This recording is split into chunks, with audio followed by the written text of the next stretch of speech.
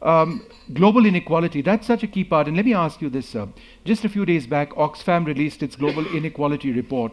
Here we are talking about high nationalism. We're talking about the great wealth of China and the United States and the way forward there and their geostrategic concerns.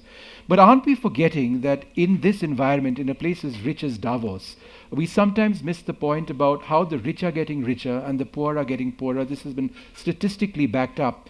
The number of billionaires, for example, in India has gone up tremendously. But if you look at the proportionate availability of wealth, the poor in a country like India, and this is true all across the world, is just a fraction of what the rich earn. Isn't this the biggest problem when it comes to nationalism? It is a defining problem for our age. And the problem is that the history of governments shows that they don't readily, in the past, take actions against rising inequality. So there was a book a few years ago by Shiv and Stasavage that looked at, I think, 20 countries extending as far back as 200 years with data on inequality. And they tested the hypothesis that countries will be more redistributive. They'll raise the taxes on the rich and redistribute to the poor if inequality gets worse. But what they found out was that isn't true at all. For a wide array of countries, they do nothing to alleviate inequality. What happens? So how is it that we have high taxes on the rich in some places? It happens because of war, according to them.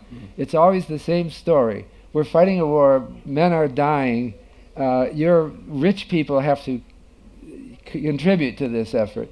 And the rich have no ability to stop it then. They're morally obligated to. So they raise taxes during the war, and then they slowly let taxes decline.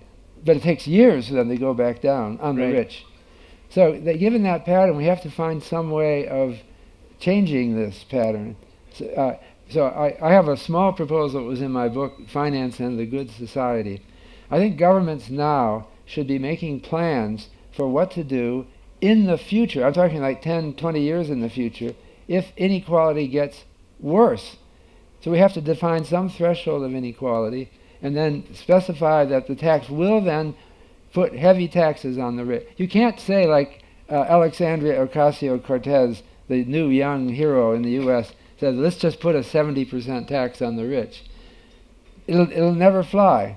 You have to, I'm thinking, this is my hope, that if we put it into the future as contingent on some disaster, it's possible that we could make a fix like this. Otherwise, we're just not going to solve the problem.